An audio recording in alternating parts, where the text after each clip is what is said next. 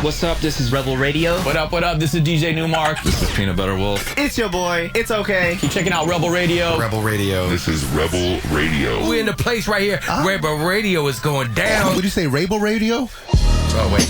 Let's do it again. Rebel Radio. What's up, Rebels? Welcome back to Rebel Radio, the weekly show where I bring you the rebels who are shaping our culture. I hope all of you are enjoying your quarantine as best you can, staying healthy, creative, inspired, productive, whatever you're feeling right now. I hope you're feeling it. I'm excited to bring you this episode today. It's one of our last episodes that we recorded face-to-face before we moved into the home studio, and we're going to start bringing you some virtual interviews coming up. But my guest today is Janet Varney.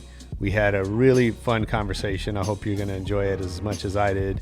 If you don't know Janet, I discovered her as a cast member on Youre the Worst, which I describe as an R-rated millennial Seinfeld. I think it was an FX show. She was really funny on that. And Janet is also the host of the SF Sketchfest up in San Francisco. She's been producing that for almost 20 years now. She's the host of the JV Club podcast. Let me say that right. The JV Club podcast, which has become one of my favorite podcasts that for some reason I just can't stop listening. She spends times with comedians, actors, friends, kind of digging into their childhood stories. It's a great show. I definitely encourage you to check that out. And on top of that, she's a busy woman. She's on the animated series The Legend of Korra. She's on Stand Against Evil, which is kind of a cult hit TV show. She was a guest on Key and Peele, where she played White Woman Number 1, according to IMDb. And we join our interview kind of midstream. Janet and I are talking about the fanny pack that she wore into the studio. And I do want to give a shout out. We talk about it a little bit, but Janet was unable to make it to an earlier interview we had scheduled.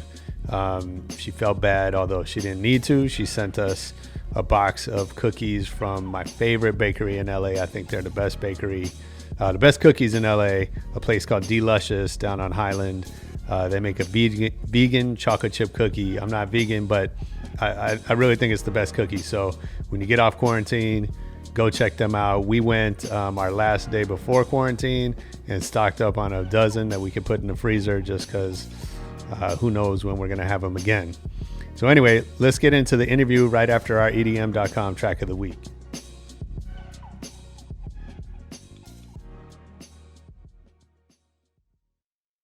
I made a mistake last night.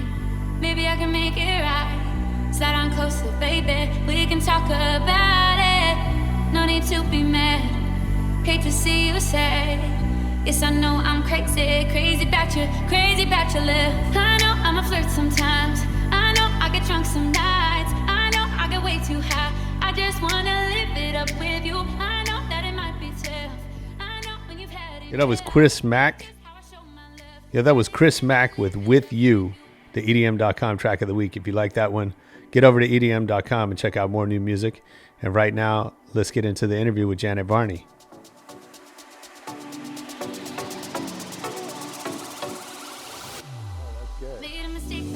So funny. And now you see them like all different ways, and they get the big ones.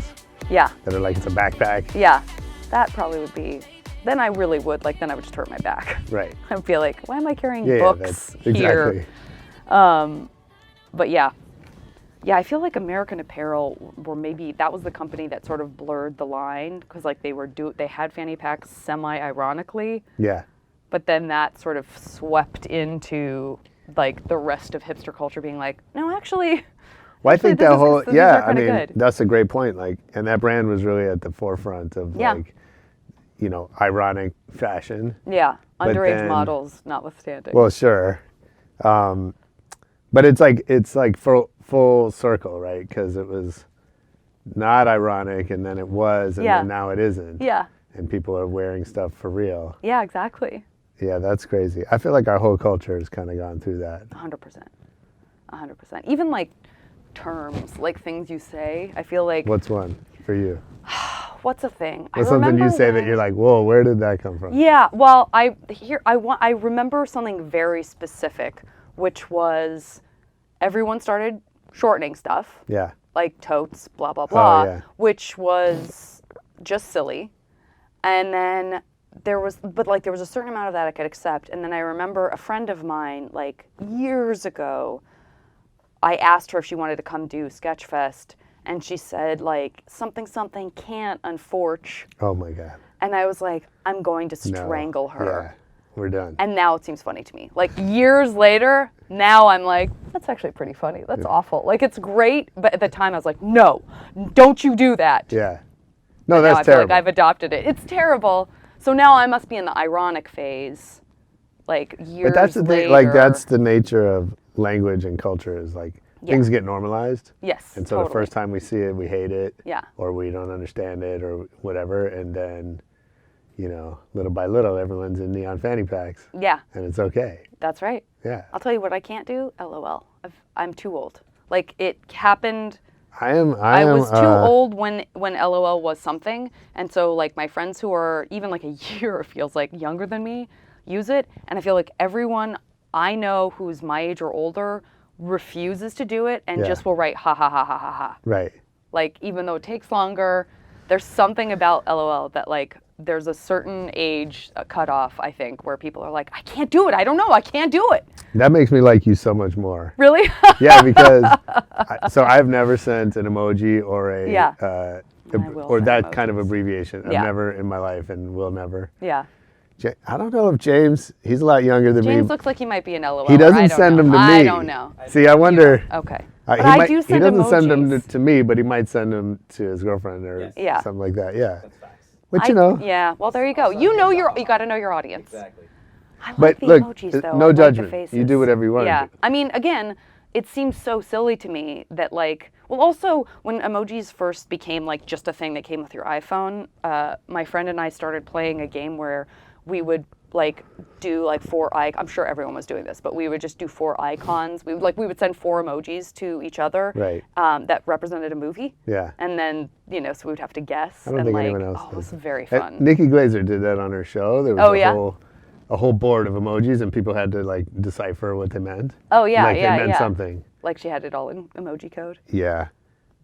No, it's funny. Like that's actually emojis are actually useful. Like there are things that take a Yeah. whole sentence to say that, right? Yeah. But it's not for me. Yeah. I'm just not going to do it. I'm going to get sit it. out I get it. Well, that bit of utility. this should show you that I may not LOL, but I will emoji. So funny. Well, thank you for being here. My pleasure. I'm so excited to finally talk to you. I know we've tried a couple times and it I hasn't know. worked out. I know. I'm so glad it worked out. I felt terrible. It's the way it is. But and I do have to say, how amazing of you to send cookies when you were sick and couldn't make it. Yeah. No one does that. By the way, I think I still have a residual postnasal drip Oh from my goodness. that. Like Yeah. that's how long Yeah, sure. I've been holding on to whatever that cold was. Like it's now been weeks and weeks. Coronavirus, I think it's pronounced. Oh, right, coronavirus. Yeah. Yeah. So That we're is good. what it is. God, I guess I was in China right before. No. Yeah, that How was thing the is show in lingering. Wuhan? How was what? How was your show in Wuhan? In That was Wuhan. a bad Wonderful. joke. They love me in Wuhan. They just get me. You kill. I kill. And I don't even do stand-up. So I'm not even sure what I'm doing up there. I'm just talking about my feelings. Right. Yeah. Why not? Great. How was Sketchfest? It was really good. So you produced the SF Yeah. Sketchfest. Yeah, that's my... How many years? Oh my God, 19. Oh, wow. I know. That's a long time. It's crazy. That is. Somehow I skated through the rest of the teens, just being like, I don't know, whatever, that doesn't make me old. Yeah. And then we hit 19, and all of a sudden this year I was like, ooh, I was afraid to say the word because Is people that right? are, yeah, the nicest compliment I get is people being like, how old are you? Right. How is that possible? Yeah, you don't look like you could have been doing something professionally for But 19 years. at the end of the day, it has been 19 years. So, Yeah. and now we're already, we try to take a breath, after the festival ends. But I think this year we already feel the pressure of 20, oh no, Yeah, we now really you got gotta to do blow something it special. out. Yeah. For sure. I don't know what that's going to be. At some point in there, are you like, I don't know, do we want to keep doing this? Is it, or is yeah. it just like, what's your headspace? Are you just doing it forever? That's a great question. What's the end game? I don't think we ever had an end game. Okay. When we started, we were in college. Who'd you start with? I started with, I was in a sketch group with Okay. 3 other people. Gabe Dyani, who actually is not a producer of Sketchfest because he went off to do this amazing one-man show while we were sort of like, should we try to rent a theater or something for when he's done and we want to do our sketch show again? But in San Francisco at the time, there just weren't many places to do sketch at all. Like there was no UCB, there was no... And you were living there at the time? And I was there at SF State, Okay. yeah. And so we ended up finding a theater that, you know, you could rent a small theater for a month, but no sketch group wants to do their show for a month. Like there's no value in that. You just know you're going to hate yourself by the end. Sure. So we reached out to these like various different sketch groups that we had met over the kind of last year and a half that we had been performing in San Francisco. They were all wildly different from one another and had like totally different audiences, and said, hey, would you guys be cool if like we sort of do all the work but do this as like a festival? Yeah. And for some reason they were all like, yeah, well, let's do that. And so we got to split up the time with them so that they all got to do their show, but we all did like 45-minute shows, and then everyone got to pair with everyone else to kind of expose our individual audiences to these other sketch groups.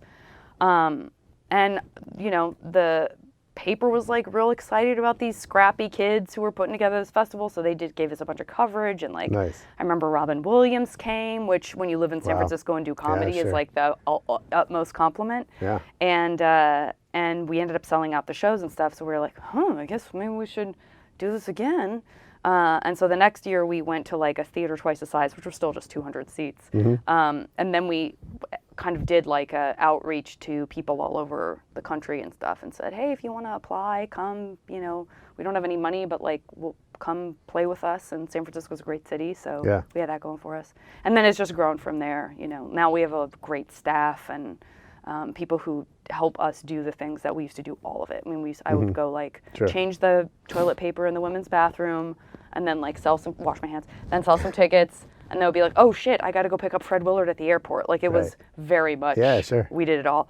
Yeah. And that was exhausting. And to answer your question, which I was very long-winded about, I think every year, less so now, but for many years, there was always a feeling at some point in the year of like, oh my God, are we really going to do this to ourselves again? Right. But I think the 3 of us are all really stubborn. David Owen and Cole Stratton are my partners.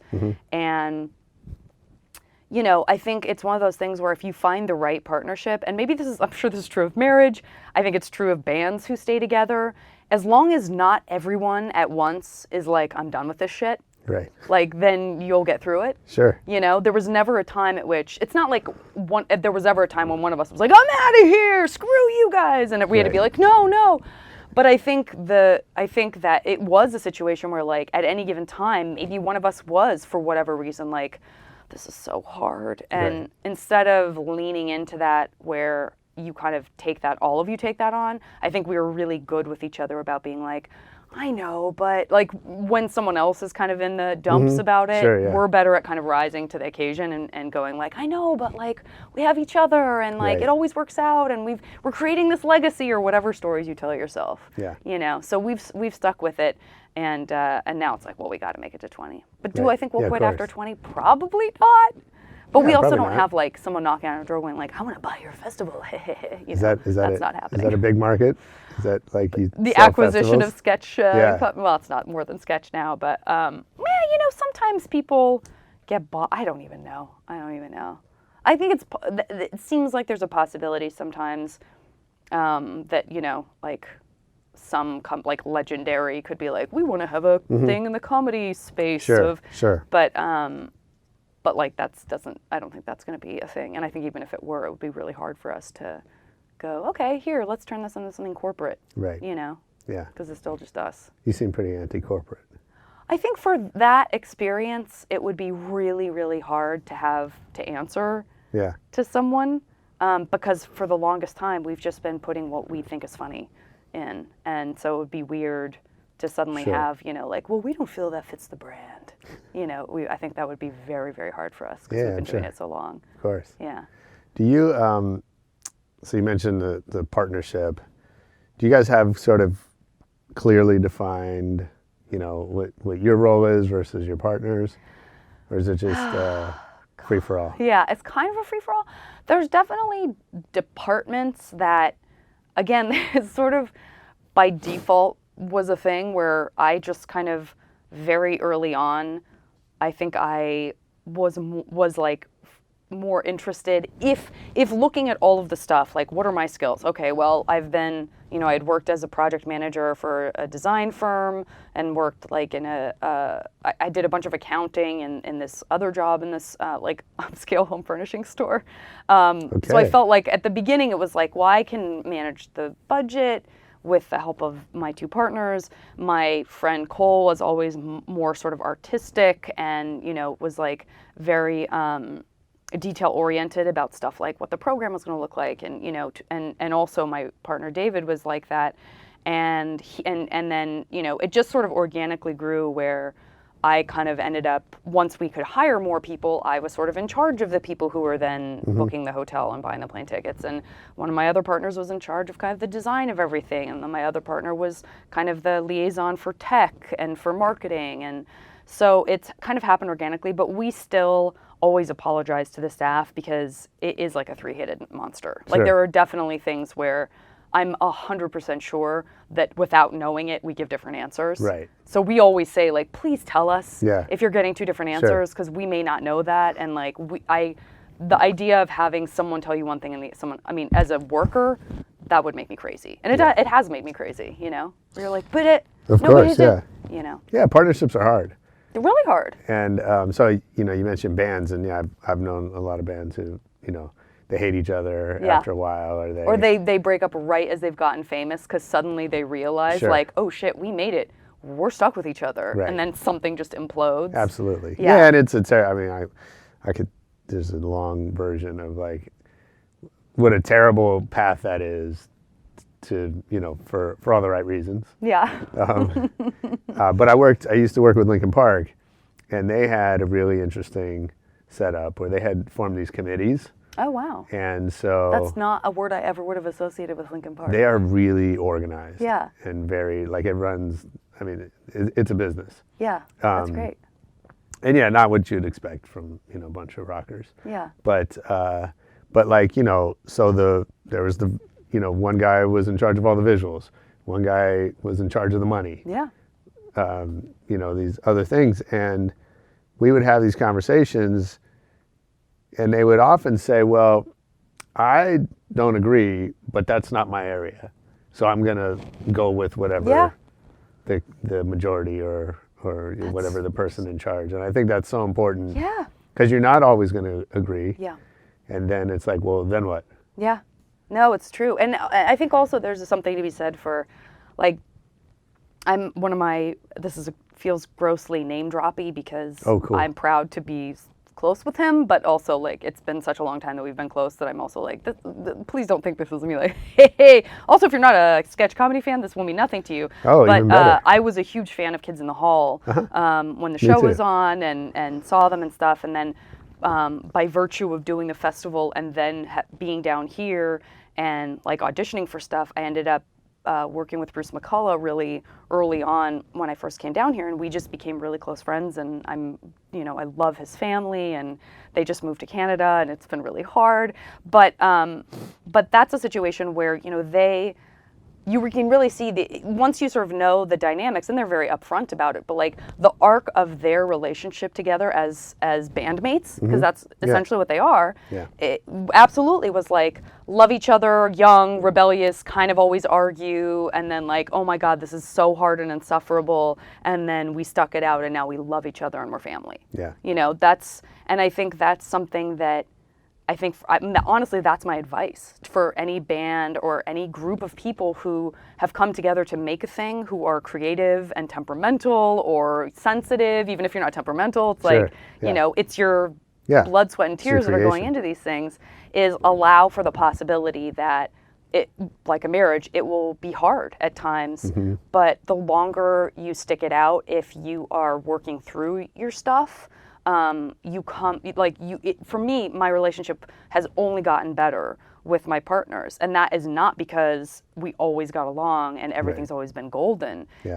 It is because we survived arguments and misunderstandings and disagreements and all of that kind of stuff that now, you know, they feel like my brothers. Yeah. That doesn't mean that they don't want to, you know, hit me over the head with something sometimes and I don't feel the same. Sure. But like, I would take a bullet for them. And that is something that you don't necessarily see when you're younger. You don't see the end game of that.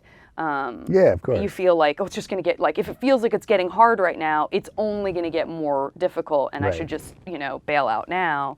Versus like, oh no, like you end up feeling like you grow so much through that conflict. And and I love them now. Like I love them on such a deep level where like I get emotional thinking about it. But it's because we've been through so much trauma, you know? No, I mean, I think relationships have to be tested, Absolutely. and otherwise they don't count. But we don't think of that way when we start a business or when we start Sure. a band. We certainly don't.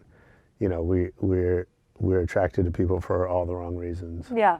I'm reading this book right now that's just about how everything we think is totally wrong. Oh, really? And, it's driving me- Everything? What's Pretty it? What much. is it? I mean, not in the like weird like Yeah. metaphysical like Right, this like is all our reality simulation is stuff. not a reality? Not that. Yeah. It's some guy who probably doesn't know what he's talking about. He's like a Nobel Prize winning Just some dude. economist. Dan Kahneman. And the book's called Thinking Fast and Slow. And it's about how we make decisions and just about how they're all wrong. How does that compare with, like, did you read Blink? Yeah, so Blink is the pop version Yeah. of this. Oh, I get it. For So- dummies. Got it. Well, so it's funny, I have this ongoing argument about Malcolm Gladwell. He's a fantastic writer.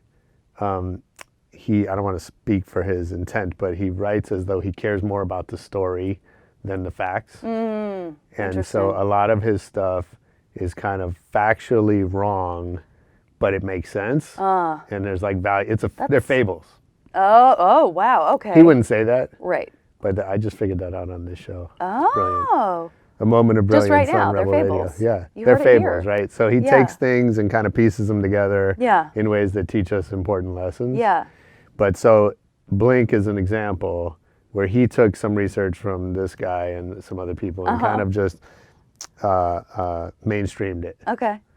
You And made it into like a delicious breakfast cereal. Yeah, Yeah. absolutely. And you don't know that there's kale in there. That's right. Well, no, it's the other way. Like, I don't have a good analogy for it, but there's a great You could tap out after it's fables. I there's think a great that's very podcast. Inspired. And now I can't remember, so this is good radio. Where the host pits Malcolm Gladwell against the guy who did the research that was the basis of Outliers, Okay, sure. and basically saying no, he got it completely wrong. Like that's not what I didn't say. It Whoa. takes 10,000 hours. Oh my That's not how it God. works. How about that? Yeah, it's funny. Interesting. So, but I still love Gladwell because he tells great stories Yeah. and they're fun to read, and B, like he gets us thinking about important things. Sure. So I probably wouldn't have read this other book if I hadn't read Blink. But everything you're saying, and now maybe I'm trying to make myself sound smarter, but everything you're saying also harkens back to like what other scientists said about Carl Sagan. I don't Right. know what they said about Carl Sagan. So a lot of people who were sort of behind the scenes, Yeah. winning the Nobel Prizes and, you know, not focusing on public facing stuff and Sure. really just working the science, would either positive or negative. Like some of them would say, you know, oh, he's just taking all of our information Oh, I and, see what you mean. and Yeah. spitting it back out, and maybe it's not accurate or he's trying to make it too friendly. Right. But then on the upside of that, exactly what you said about Malcolm Gladwell, which is whether or not he's like, you know, diluting it a little bit, or he's trying to put it into a package that a younger person could understand or care Right. about, Totally. that there's a place for that as well. And that's Yeah. what it sounds like you're saying to me No, about Gladwell. Like there's a place for this, there's a place for this, Absolutely. but it might be good to know both. It just depends on the intent, right? Yeah. If you're gonna really use it to shape your life, Yeah. and the decisions you make and whatever, then you probably should do more than just read a bestseller. And like, do you know what I mean? Yeah. And that's actually one of the ways that our brains play tricks on us is it's called we assume that what we see is all there is. Yeah. Right? So I don't know. I don't have a good example, but if you see a bunch of people in these sweatshirts, you're gonna just assume that that's a popular sweatshirt. Maybe Right. we're the only people in the world that have them. Yeah. Right? Yeah. And so we make these decisions based on not enough information. Yeah. But our brains tell us that we have enough information. Yeah. And so instead of the rational or the right response is to say, I need to go learn more before I make a decision. Right. So we don't do that. Yeah. So anyway.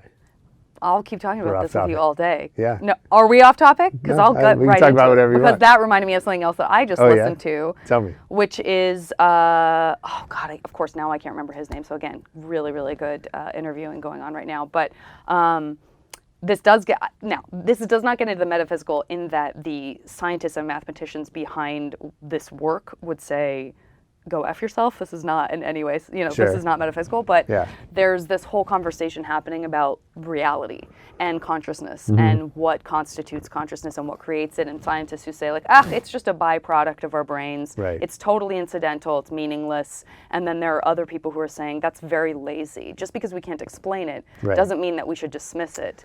And so there's this Okay. idea of we going there? There's a scientist who, again, I don't necessarily agree with him, but just in terms of what's interesting, Yeah. the reason I thought of it with this idea of seeing the sweatshirt or this idea of not having all the information is that he likens, and it's flawed, but it's an interesting way of thinking, but he sort of likens how we perceive reality as like a computer interface. Like you see what your brain can handle. Sure. Because we're the species that is constantly getting all of the stimuli, and in order to survive, we have to oversimplify things and label Absolutely. things and box things so that Yeah. we can continue to exist as organisms. But that there's this idea of, for everything you see, it's almost like seeing a mailbox icon. Like when you look at that envelope on your computer screen, that's not your mail. You know Right. that represents so much information behind it. Sure. It's just a way of interfacing with it. Yeah. So that's a whole other thing. But it's a really interesting, it's an interesting way of thinking, and it's an interesting idea, I think. It is interesting, and I think the point that I take from it is you can't be an expert on everything. You can't investigate everything. Sometimes you just have to leave the Yeah. mailbox icon unopened. Yeah. But that we can be deliberate about which things we dig deeper into. Right. And so there's we should be making those kind of decisions of what is the cost of me being wrong about this? Right. Or what is how easy is it for me to get more information? How bad is it going to be if I'm wrong? Right. Those things should determine whether we dig deeper. Yeah. And But what do you think? But now we're living in an era where all we can talk about, at least as a nation, is what information is even real. Sure. Although, that's a big problem. Although I also think, that's some people that understand Blink really well. Yeah. Right? That meaning a lot of what's not real is easy to uncover. Right. This is all deep fake. They've just taken our faces. Sure. And this is two people who aren't us talking. Right. But the technology and software is there, so. Yeah. But there are exceptions, certainly. Yeah. But for the most part, you could uncover that. Right. You could find out that it's not real. Yeah. I found myself, I was at an event and I got a text that Kobe had died.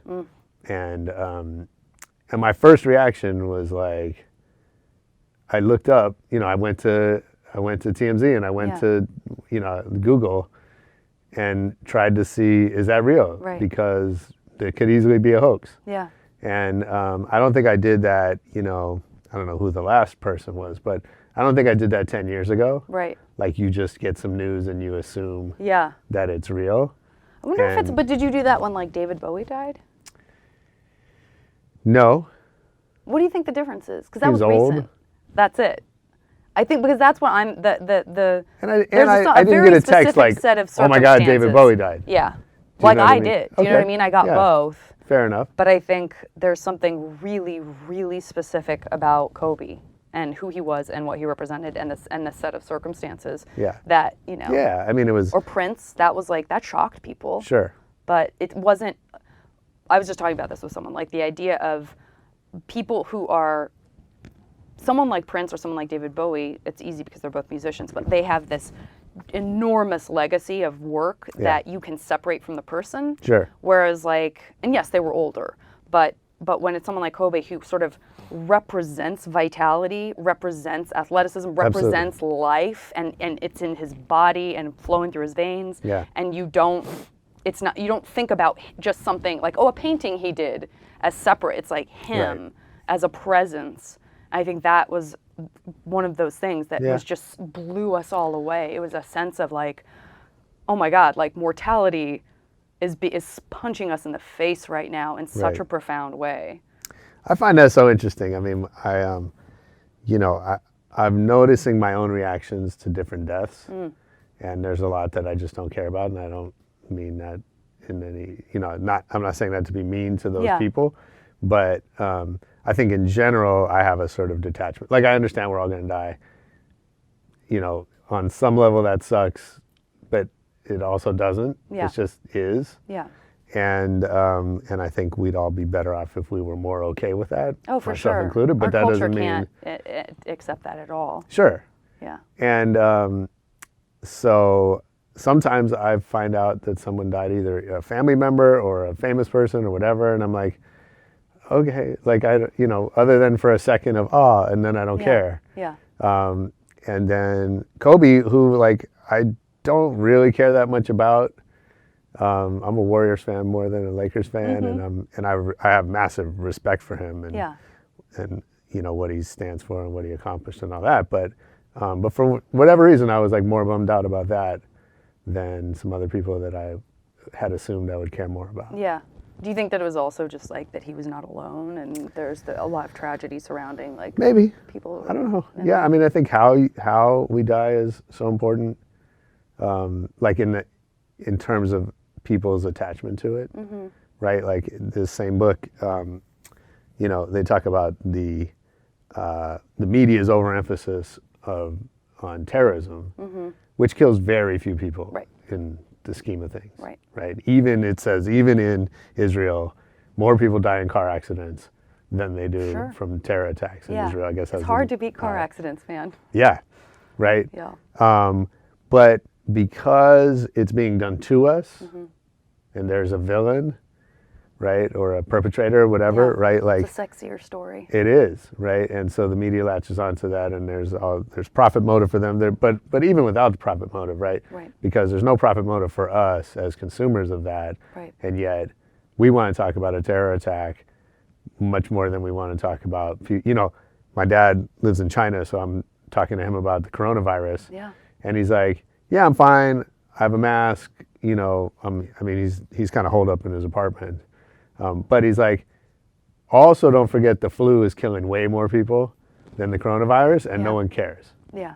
Right. And so some of that, from his perspective, some of that is, what's it called? Xenophobia, that because it's over there in China and we're afraid they're going to for sure. bring it here. I mean, it's a perfect time for this Yeah, administration to with be the like, trade war aha! Exactly. We told you. Totally. Yeah. Yeah. I know. That was an ugly set of circumstances and timing. You're like, oh, great. Yeah.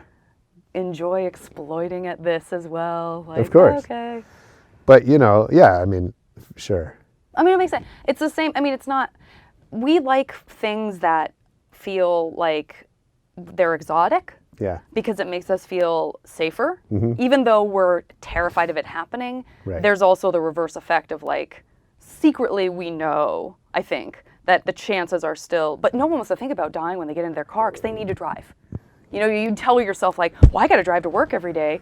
You tell yourself that, yeah. I can't, you tell yourself, for sure. Right. It's like a comfort. But to say like, well, it would change my whole lifestyle to stop driving. No, but, yes, and. Yeah. So there's that, bombing the train station in London. Right. Whenever that happened, Yeah. some years ago. Yeah. And like, so what happened for the next 6 months is people didn't take the train as much, they drove more, and more people died in car accidents than they did in the bombing. Yeah. The law of unintended consequences, maybe. Yeah, and just this like, it's called the availability bias, right? It's because we can so easily think of something that we assume that it's more likely. Yeah. And so to your point, like, yeah, people, but they don't really have to drive. They can take the train, except for they've just told themselves a story that that's more dangerous. Yeah. So then they go die in a car. Yeah. Yeah, cars are fucked up. I know. Unfortunately, if you're not in a car and you're choosing some alternate form of transportation, you better be on public transit because like it's no safer to ride a bike or like walk places. Well, sure, not with people also driving. Cars. Yeah. Yeah, because again, cars. So I want to talk about you. No, I right. think you're way more interesting than cars. Do you remember your first time on stage? On stage, yes. Like in front of a crowd? And Yeah, I mean. Did you kill? Well, I was playing Snow White in first grade. And you're like, nailed it. And I nailed it. And I had to get, it was a magnet school, but it was a public school. It's not like there was money for costumes or sets or anything really. Right. Yeah, public school. So I had like some sort of, like a wig that you would buy at like a Goodwill. Just like an old ratty brown wig, and then I was, had little white hair bangs. You were Snow White. That were sticking out from under this brown wig. No one was like, I'm gonna just pin these. So I think I had the classic, like, little kids putting on a play vibe that probably the adults were like, we gotta let those bangs show. Like, that's what the people want. The people want to be like, oh. And that was the first time I can remember having being given an opportunity other than just like kids putting on a weird show for their parents, like kind of thing. And you were not in San Francisco at that time? I was not. I was in Tucson. I'm from Tucson, Arizona. Yeah. But yeah, I don't know. I don't know why, even because that was when I was 5 years old. I don't know why that felt like a thing that was recognizably attractive, because now I look at children that age and like for sure they have strong points of view and like they are who they are, but there's also a part of me that's like, geez, like somebody felt like she had a calling, like what's going on there. And was that you, or you were? I guess. I mean, I thought it's what I wanted to do for a long time, and then at some point I like turned a serious corner where I became wildly pragmatic and was just like, this is preposterous. Like, I'm not gonna. No one, the odds are like astronomical. I'm not going to succeed. This is stupid. I want to be able to like have a life and not worry about money and not resent like something I'm passionate about because it's not allowing me to put food on the table or whatever. And so I just walked away. Was that like was that in reaction to a moment or something that happened? I don't think so. I mean, I started. Or you just woke up one day and you're like, well, screw that. Yeah, I mean, it really was like the older I got. This is school for me. Well, the older I got, even in high school, maybe if I had gone to the performing arts magnet school that a lot of my friends did, I would have felt more connected to it. But, I went to a school that was a shared campus with like a college prep school, and you could take those classes. And the theater department was very small and kind of shabby and not very well run. And there was a lot of just like, people just took theater because it was like a class. That everyone knew, like you could like fuck around, and there was barely anything going on. So by the time I went and then for college, I did well academically, well enough that I was offered a state scholarship, like anywhere in the state of Arizona. So I applied to a bunch of colleges across the West Coast, and then I got into all of them, and then I was like, I can't afford any of this. Like, there was no one was saying, it's not like I was in the chess club. Like, I was not one of those kids who was really ambitious. I just did well in the limited stuff that I was doing. And so by then I was like, what am I doing? I'm not going to take out financial aid for an acting degree, but also I don't know what else to study. So I took my scholarship to Northern Arizona University, which was the furthest away from Tucson that I could get and still get an in-state scholarship. and it was in the mountains, which is beautiful, and I hate hot weather. So it was a very pragmatic decision there. Good thing you live in LA then. Good thing, yeah. I mean, I love San Francisco weather. That's Oh, wow. actually my jam. I moved away from San Francisco. Yeah, weather. I love it. I love fog and like moody. If you grow up with just cicadas and 113 degrees for Yeah, the first okay, I 17 understand. years of your life, Sure. it feels That's a wonderful little to be like bundled up in a sweater, you know? I mean, I didn't want to move to like Minnesota. I'm not crazy in terms of like suddenly I Right. wanted to freeze every winter. Sure. But for me, San Francisco was like, you know. For and I me, also San just- Francisco weather was about standing there in what seemed like midnight, but it was 7:30 in the morning. Yeah.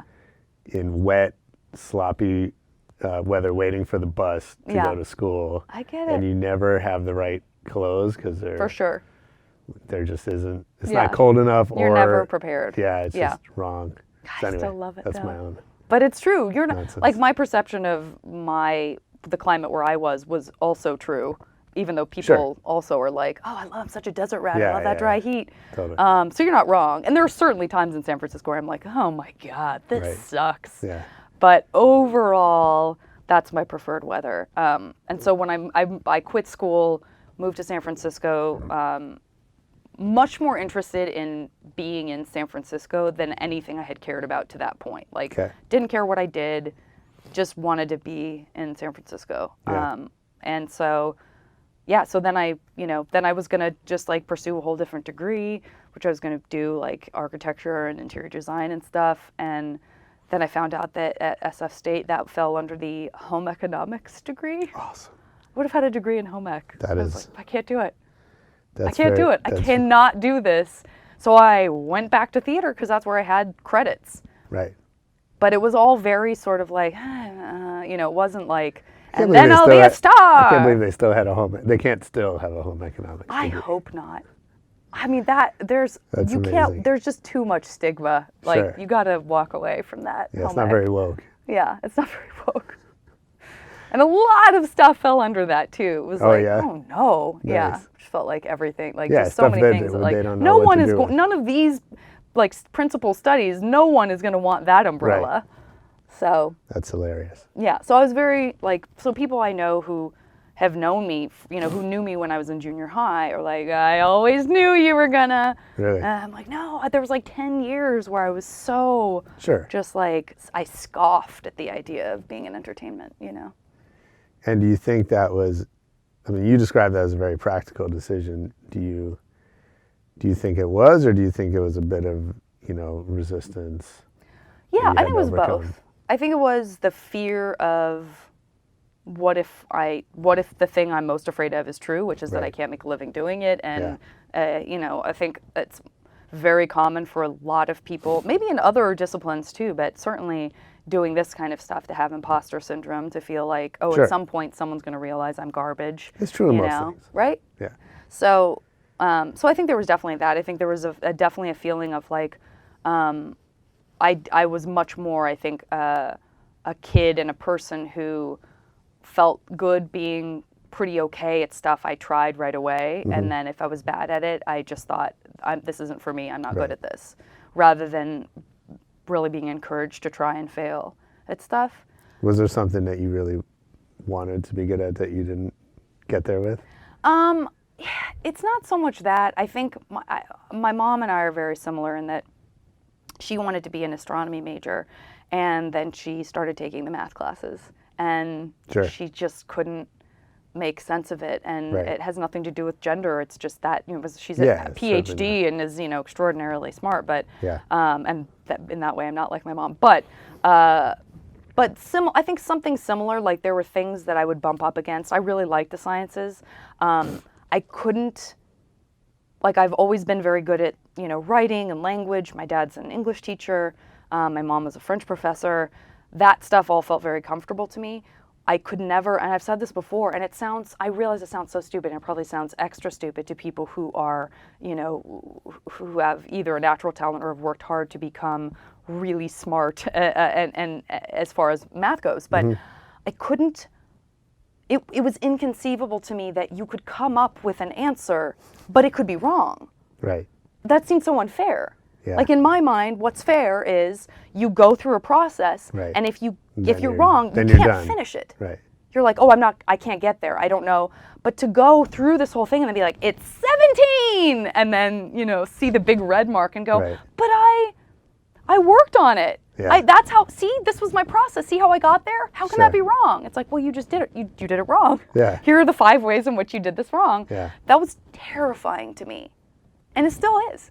When I'm working on something to do with our budget, and I get the wrong answer, and I always double check my work because it's not something yeah, I have an totally. aptitude for necessarily. I've gotten good at it because I've had to, but I still have this little kid feeling where I'm like, but I did what?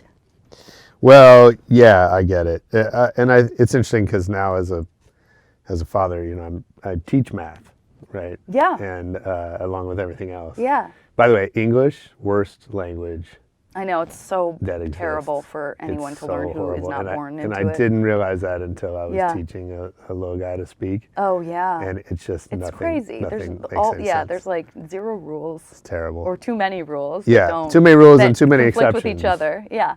And but math, what I've come to understand is, anyone can be great at math. There's certainly no gender difference, which, I think a lot of people were sort Yeah. of taught, maybe unintentionally. Yeah, for sure. I think we were raised that way for sure. But there's also like what happens, I think, is that math is taught a certain way that works well for some people better than others. Yeah. And so much of it has to do with the way that it's instructed or learned. Yeah. That but I actually like the what you're saying. I like the fact that there's a right and wrong answer, Yeah. because it's one of the few areas in life where that is just very clear. Yeah. I mean, I and- agree. I just wish that I No, I get it. could get there Yeah, faster. of course. So was there a moment when you realized or decided you'd come back to acting and comedy and was like, this is my life now? Yeah. No, there wasn't any one moment. I guess that's like me taking that question very literally, because for most of us there isn't that like, wait a minute, like, hold on. Well, sometimes there's a big break. Yeah. Right? Yeah. Or sometimes there's a like, I've had comedians on the show and it's like, they go out the first night and they murder it. Yeah. And then they're like, yes. Got it. Right. Fair. And then the next Totally night fair. they bomb, right? And Yeah. then, Yeah. um, God, I can't imagine being a stand-up. me neither. Sounds Yeah. Well, torture. okay. So for me, there wasn't one because I backed into it. Yeah. It was like, I can show little moments where, like in San Francisco, I don't know if this is true anymore, but there was this preponderance of, like, because there are so many not just tech firms, but just like a lot of different businesses Yeah. that originated there, that have their HQs there, like Yeah. Williams-Sonoma, which is pottery, Levi's, like Cliff Bar. There is, and because Gap. it's cosmopolitan, Gap, because it's cosmopolitan, there, and because these companies like figure out how to sort of hack the system, there's this preponderance of real people casting that was happening there, especially for print, because a person probably doesn't have to like be an actor Right. if they're just like posing on a cereal box Sure. for Kashi. Is that what you did? Well, so I started getting scouted. Like I would, I happened to work in areas where these casting Right. scouts would be like, "Hey, you could be in this thing. Can I take your picture, and like then you can show up for this callback or whatever." So it was like everything just had to. Someone had to walk up to me and say, "Hey, here's this thing." Yeah. And then so I ended up like doing some commercials because of that. And then someone like they were shooting Gattaca, which had Uma Thurman. Someone stopped me and said, "Have you ever done stand-in work?" I did not do stand-in work, but they were like, "Hey, I have this extras. agency, you know, they were like, we're looking for a double for Uma Thurman. We're shooting this movie. You're the right height. You're the right size. And I didn't do that because that sounded really depressing. Like, it felt like, oh, I'll be so close to the thing that like I thought I wanted to do, and 100% will not be taken seriously. Right. But like I did end up like going and doing a couple of extra jobs for TV shows that shot there because I was looking for work, and so there was just a lot of like reluctant backing in, and that includes the sketch comedy stuff. When I was at SF State, the friends of mine whom I've now known for 20 years wanted to form a sketch group and totally like cajoled me into doing it. I was like, I don't do comedy. I don't write. I don't like, Sounds perfect. I'm not this person. I don't have any improv background. And so I really, they were so encouraging, and they were like, you are this person. Like, you may not have pursued being this person, but like you inherently are this person. So just get over here. Yeah. And so that sort of became what it was. So it was just a lot of, I wish I could say like I was so driven and I but I kind of fought it all the way up to moving down here. I fought it. And then at some point over time, I did I guess when I moved down here is certainly a moment that was a long time coming, where I finally said, wow, I'm ready to be down here, and I'm ready to take on the fear that comes along with getting paid to do something that just seems like fun. And what is it going to look like when, in the moments when it's not fun? Like we were talking about with, being in a band, which I also did, which was also like a performative thing. Yeah, I was like a lead singer and a rhythm guitarist in this band. What's the band? We had two different names. Okay. I stand by the first name in that there is now a band, not widely known, but that has done fairly well for itself, Blood Orange. Oh, okay. Don't know why. Could not tell you why we picked that name. Second name. That was our same name. Same band or totally different band. Same name. Got it. But the name was the same. Oh, you should sue them. Maybe I will. Yeah, get that money. Get that Blood Orange money. Get that beautiful indie rock. That's right. No one knows who they are money. Yeah. And then the second name, when we ditched that one, was Mind the Gap. Oh, cool. Because our bassist was British. Okay. And she was really excited about using a Britishism. But yeah, so when I made the decision to move down here, that was definitely a moment of, fuck, I hope it's okay that I'm cursing. No. Cursing. Of like, okay, well, now this is real. Like, I had been sleeping on a friend's couch. Right. And it all felt so, like, not adult, because I'd had these jobs where I was like going to trade shows and writing purchase orders and like calling vendors, and then suddenly my only job was like driving across town in like a short skirt and saying words, and then potentially getting a paycheck if it went far enough, right? The old short skirt routine. For sure. Yeah. And then you do find out that like it's insanely silly that you get to be a child and play act and do all of the stuff that everyone perceives as being really fun and easy. And then there's also like a lot of really hard stuff that, it's that am I a surgeon saving lives? No way. But is it emotionally taxing? They also kill people. Think about it that way. Surgeons. But it's still hard. It's still hard, and it tests you and all of those kinds of things. But after a few jobs, it was definitely the feeling of like, oh God, little me was right. Damn it. Is that right? This feels great. Yeah. Yeah. And so I've been super lucky. And I think some of that stuff was foundational. It wasn't like on a lark I decided to suddenly become an actor. That was all in there from a very early age. Yeah. But, and I've certainly had like tons of heartbreak and all that, but undeniably, like I've also been very lucky to just, be in the right place at the right time, or, That's what it takes. Yeah. Yeah. It's interesting, you talk about that environment. So I went to Performing Arts High School in San Francisco. In San Francisco. So I went to school with Aisha Tyler. Gotcha. And Margaret Cho and Sam Rockwell.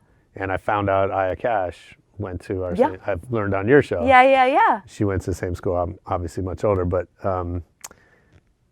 I was not into performing arts part of that school. There was like a ghetto high school that had a performing arts add-on. Yeah. And but we were around those kids, and you know, you talk about that environment of just like the enthusiasm and the just people knowing that they're gonna grow up to be famous or whatever. It's definitely an interesting, like, as an outsider, it's an interesting thing to kind of be around. Yeah.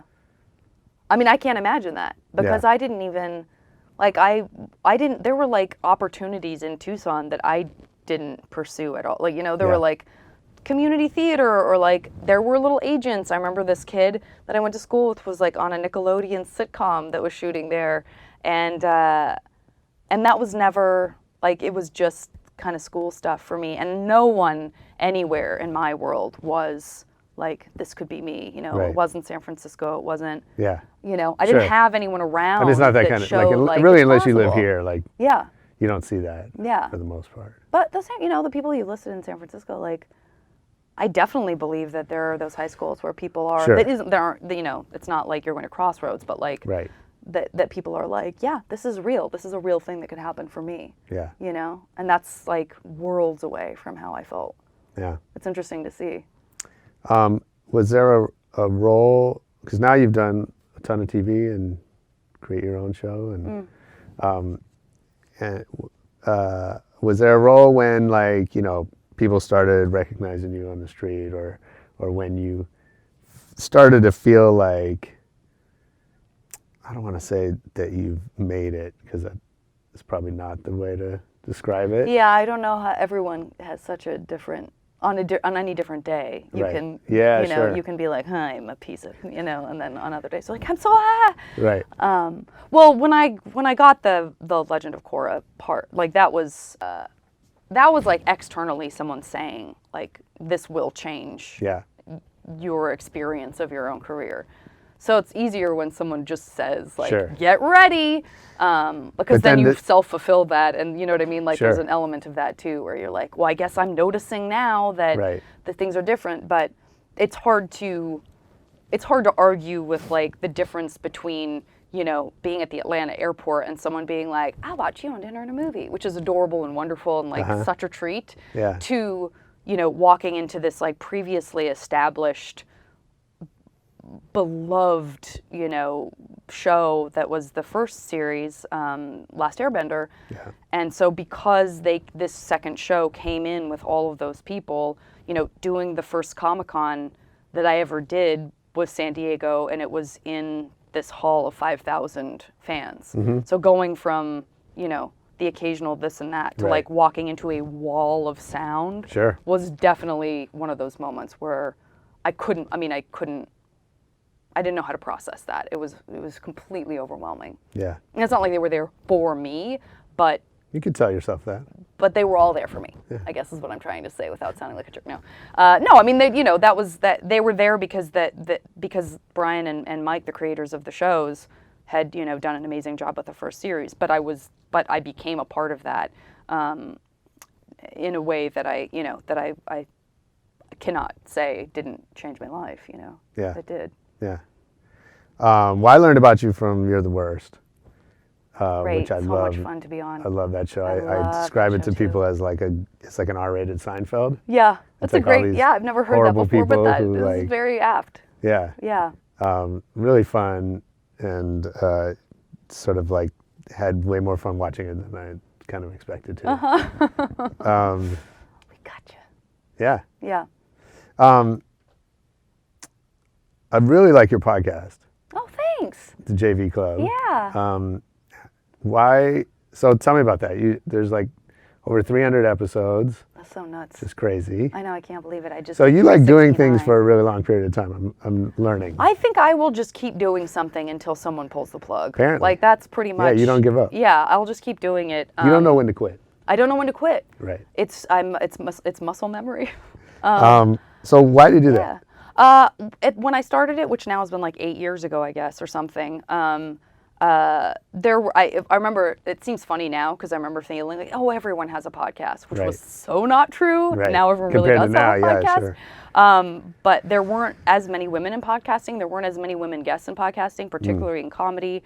but I also, I think, was going through my own kind of rebellion against the snark of comedy, which is something I'm very comfortable living in, and like I love being snarky.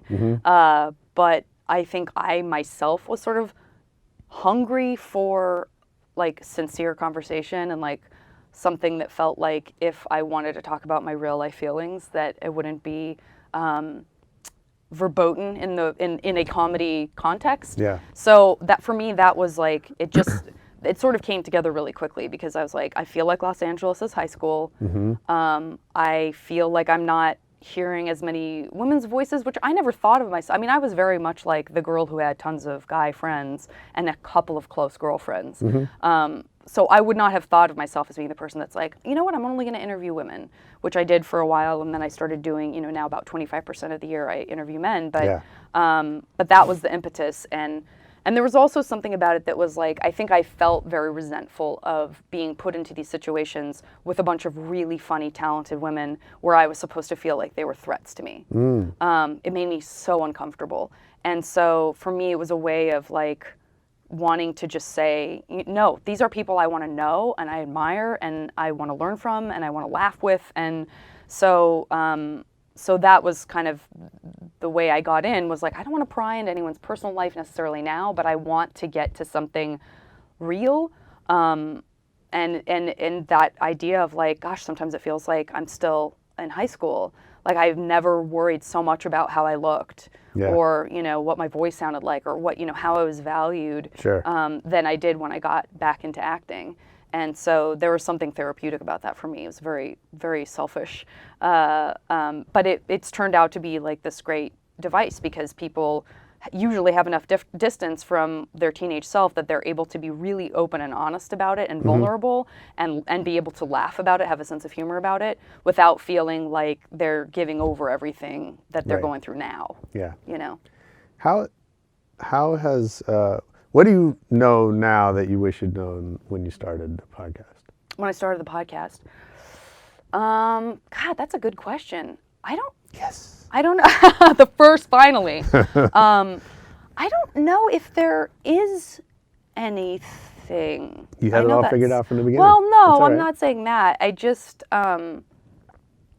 maybe I just haven't learned anything. That's not good either. Well, let me ask you this way. Because I did it for like a year before I even released episodes. Right. I didn't want to like do one and then have someone tear it apart and then just be trying to play catch up all the time. Right. You know, to do what other people were criticizing. Like change that, do this, I should do this differently. No, that's good advice. We did that not for a year, but we did 12. Yeah. More so because I was afraid we were just gonna not keep doing them. Yeah. So I was like, that's a good thing let's too. get a rhythm before we go tell the world. 100%. That's absolutely was a part of it for me too. It was like I gotta have some sort of like body of work before I just like throw out the Absolutely. Well, what I love about your podcast is like I feel like I want to jump in and like argue with things that people are saying or, you know, cheer on, whatever. Like it feels very I definitely feel like I'm in the room. Good. Which is cool. And I don't know that a lot of podcasts achieve that. I mean, I think that's the intent in a lot of cases. Yeah. But a lot of times it feels like there's more distance. Like performative, maybe in a different way or something. Yeah. Yeah.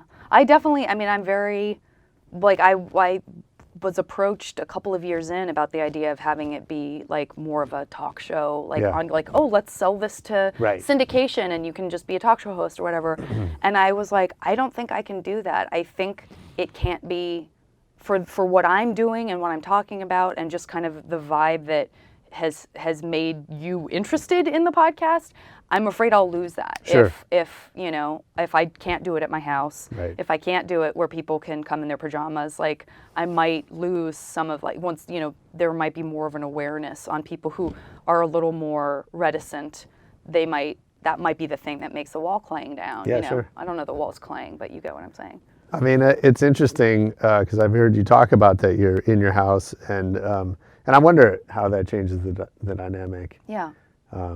Of just welcoming people into your home. And I think it does. Yeah. The times, I mean, I've done some where I've been in studio. It's fine. Sure. You know, but.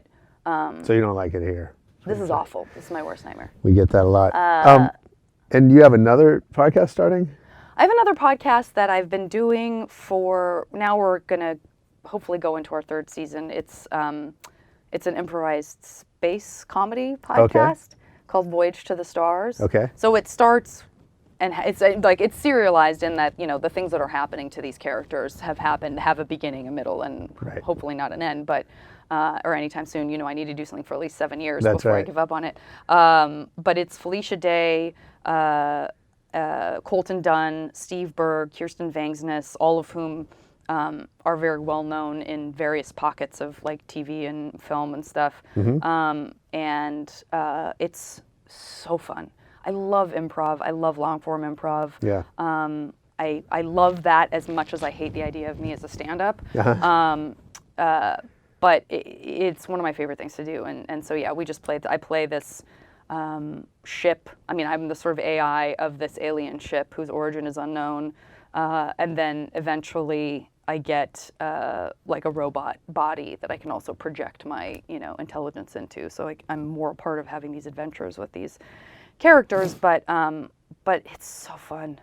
I love the whole thing about improv that I think is applicable to everything in your life, no matter who you are, is surround yourself with people who are better at something than you are, and you will rise to the occasion. You'll get better, rather than shrinking. Like, if you allow yourself to learn from people and to, you know, be inspired by people and not worry that, like, someone's going to think, like, oh, she's funnier than I am, or whatever, you will only get better. And so that's, I love being surprised by people I think are brilliant and wanting to impress them back. Yeah. Like, that's a really good inspiration and sort of a motivator for me. Absolutely. And you get that from improv. Stand-up, no way. Right. Stand-up, I would just find ways to be in my own head, you know, going like, this is not going well. I mean, that's probably a good act. I'm a failure. It's already been done. Yeah, I guarantee you, someone's those. Amazing at failing as For a sure. stand-up and succeeding. And then what else? You have so many projects happening. I would say that, and if you're looking for something fun that's like more bite-sized streaming, you can look at the thing that I did last year for IFC called Fortune Rookie, which is sort of like Curb Your Enthusiasm meets Portlandia, which was not something I was planning on. Yeah. And then at the end, when we were done, I didn't really. Yeah. Yeah, when we were done, like one of the executives was like, "Oh my God, it's Curb Your Enthusiasm meets Portlandia." I was like, "Oh, it really is." That's funny. I wish I'd had that log line when I started, I guess, but that's sort of, so it's just a version of me who's kind of more of a jerk, who is told by someone that they can sense that I have psychic powers. Right. And so I quit show business because it's too hard to pursue my life as a fortune teller with zero experience and just like totally lazy about it and assuming that I'm just going to be really good at it, and I'm very bad. So how do you manage all this, and how do you decide what to say no to? I'm really bad at saying no to stuff. Cool. That gets ingrained in you really early on too. Like, what if that's the thing that, or I've been in the situation where I'm asking for favors for a thing that's a love project of mine. You know, like the Fortune Rookie thing, like people were paid almost nothing, but I really called in all my relationships. Like James Roday, I've done psych a couple of times. We become friends. Yeah. Please come do this. Like, so he's sort of my nemesis. And Fred Armisen, whom I've known because he did our third Sketchfest ever. Wow. Yeah. So I've known him for that long. Was like, hey, you want to come in? So I know what it feels like to be on the other side of that. So I always want to say yes because it means so much to me when people take the time out. So I'm very bad at saying no. I think I burn the candle at both ends in a way that would suggest that like I never sit on the couch and watch TV, but I 100% spend so much time watching TV on the couch at night. Okay. I think I'd like shut down at a certain point. Yeah. Another reason I can't be a stand-up comedian is Right. that like late the sun nights. goes down and that is my signal, like I'm done. I am done. Sure.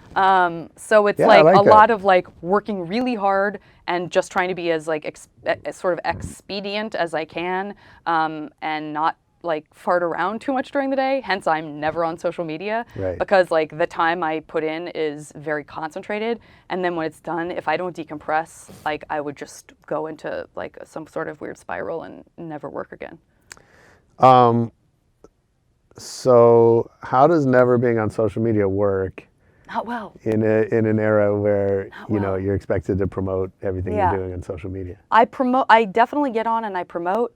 I have made zero, I've hovered around the same amount of followers pretty much since I started on social media. Got it. I'm just not doing anything Yeah. to get people to follow me. I'm not doing anything shocking. You should put that I'm on not your talking Twitter about politics. as your tagline. I'm just, and I would love more because Don't follow me. unfortunately it is very important to some people. They definitely are like, well, she might have done a better job, but this person has, 300,000 followers. Right. But if I start going down that road, to me, that's a whole other career. Like someone like Paul Sure. F. Tompkins, who is one of my favorite all-time comedians, who is a dear friend, who I admire so much. He has created an enormous following on social media because he's on it all the time and he's saying brilliant stuff Yeah. and he's being provocative and he's making funny videos. He really does all the stuff you could ever hope anyone would do on social media. You can get it all in one place. And now I'm promoting him. Like, don't follow me. Follow Paula. You can That's follow me right. too, at Janet Varney. But that's, I can't. Yeah. Or I will have to give up all these other things. And it may come to a point where I'm like, I better give up a bunch of stuff and just live on social media for a while. But Probably not. right now, I just can't. Seems to be working. Oh. Well, I have to get to a lightning round before we let you go. Great. I Let's light. feel like I could talk to you all day. I know, this has been so fun. I love that we so just jumped right into the heavy You'll have stuff. to come back. I will We'll love talk to. about more heavy I stuff. absolutely will. What's your favorite city to travel to? Boy, that's going to be like a what is immediate in my mind, not necessarily like what is at the top. Okay. But I really love Copenhagen. Yeah, it's me too. so homogenous. I feel guilty somehow saying that because I'm talking about a place where everyone looks like my brother or sister. Yeah. Well, you look like you could be. It's you not, look Danish. but it's just a wonderful, lovely place, and Yeah. there's something to be said for like people who are sort of part of I guess it's a wealthy country, but it's just a very, very kind place and beautiful and. So basically, anywhere wealthy and white, you're it's happy. awful. I mean, it's awful. I'm so hyper aware of that. I want you to know I'm hyper aware of that. It's a great city, Oof. and people should go there. Yeah. What is the last great book you read? Well, let's see. I've listened to a lot of audiobooks. Yeah. That is a way that I counts. am able to do those things. Yeah. I listened to, I'm trying to think of what I've just last listened to.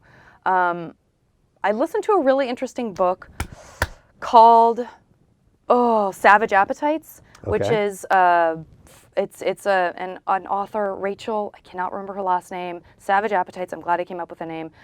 She wrote, she's writing sort of analytically about women who are obsessed with true crime. And sort of the different wow. ways in which we participate or don't, or Yeah. become obsessive and why, and all that kind of stuff. It was really, really interesting. Because I'm interested in true crime, but I'm also hyper aware of the fact that I am one of the many women who's interested in it. So I enjoy the meta of that. I That's so enjoy funny. another woman helping me sort Yeah. of process through, what that means and what it's all about. Okay. Favorite DJ, or if you don't have one, your favorite live band that you've seen? Favorite DJ. I'm trying to think of like the time in my life when I was very into like British bands and DJs, and I have to go back to like the early 2000s. So I'm trying to think of like who I went and saw. All I can think of is this movie that I used to love that was about British like club kid culture that was really funny. Which one? I can't even remember what it's called. I think it might be like 24 Hour 24-Hour Party Party People. People. Right? Some of my favorite movies. Didn't it have like So a little good. flat Eric in it? It had like a little that little fuzzy guy. Anyway, that was all the same don't part of remember this. I loved that movie. But in terms of like live stuff that I would see now, I love Jose Gonzalez. Okay. He's great. He's Swede. I don't know who that I think is. he's Swedish. He's great. He's like, he's just mostly acoustic.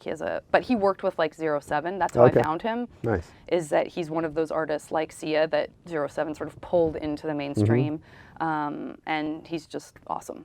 Nice. And he works with a lot of producers and DJs and remixes his stuff. And Oh, like, cool. It's very cool. Nice. I'll check them out. Yeah. What movie have you seen the most in your life? Oh, as many times? Like Yeah. how many? Oh boy.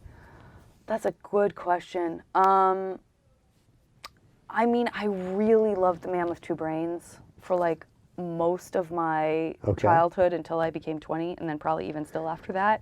I really grew up on Steve Martin movies, like the absurd ones, like The Jerk, Man with Two Brains, where you're like, this is batshit. Like, you look back and you're like, I can't believe they were making these movies. Dead Men Don't Wear Plaid. Dead Men Don't Wear Plaid. So good. What a weird, like, he was one of the original, like, samplers. Like, oh, you're, very much ahead of the curve on that. Totally. So that's one. I mean, I really saw Silence of the Lambs like so many times. I was so into Jodie Foster. Okay. And then loved Anthony Hopkins. Yeah. And like, that was a movie, and I loved Jonathan Demme. So that was really a confluence of like a bunch of stuff I thought was really, really well done and cool. Is there a style of yours, period, in your life that you are very happy is not on social media? Oh, that's a good question. There was definitely, I kind of wish that there were more pictures of me as like a goth teen out there, because it's hard for people to believe that was real. You need to go recreate that. I need to go recreate it. So that is, it's almost the reverse answer. That's good. I'll take it. Yeah, I mean, there was definitely a period where like I definitely had like very short hair and looked very like 90s, like Cranberries, sort of that kind of like, I can probably see that. Like too many baggy pants and tight t-shirts, like that kind of thing was, and I had a tattoo, and I just grabbed the wrong arm. I had a tattoo. I did. Yeah, I had to get it removed when I moved down here. Oh, wow. I kept getting booked for stuff. And then they would find out I had these two dark black double bands on my arms, and makeup artists could not cover it. Sure. They would all say they could. Yeah. So they would try, and then I would walk out on set in a tank top, and the director would be like, what's happening? Who are you? So I started getting really nervous about it. So I gradually got it removed. Wow. That sounds painful. Yeah, it was. If you could wake up tomorrow having gained any quality or ability, what would it be? Any quality or ability, I would say, you know what, let's say mathematics. Okay. Let's say mathematics, because then I could dive into a bunch of stuff that I'm interested in, including the mathematics of music and things like astronomy, and just like delight in that. I think that would be amazing. That's great. And then if I worked for you, what's something I would hear you say on a regular basis? Probably like, I'm so sorry I keep apologizing for things. It's got to be really annoying. That's great. Yeah. I love it. Thank you for doing this. This is my amazing. Pleasure. Yeah, this was such a great Please come back, chat. promote stuff, and I would love talk about whatever you want. I would love to. And then you can noodle for me. I need to see some I use don't of play anything.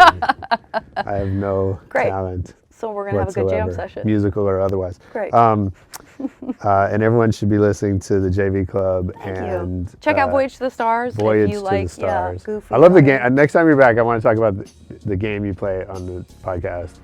With MASH? Yeah. Oh yeah, like because that's totally confusing to me and interesting. Oh, the game of MASH? Yeah. Oh yeah, we can. I'll have to have you on my podcast in the summer, and then we can just play it, and then you'll know it inside and out. Awesome. Yeah. Thanks, right Jane. on. Thanks for having me, James. Yeah, that was Janet Varney on Rebel Radio. I hope you enjoyed it. I know I did. Leave us a comment. Say whatever you want to us. Tell us what you're feeling about this show. Tell us what you think about the JV Club. I'd love for you to check out her show and write us about that. You can find us on Twitter, Facebook, pretty much everywhere at Rebel Radio Net. And most importantly, come back next week for more Rebel Radio. Peace.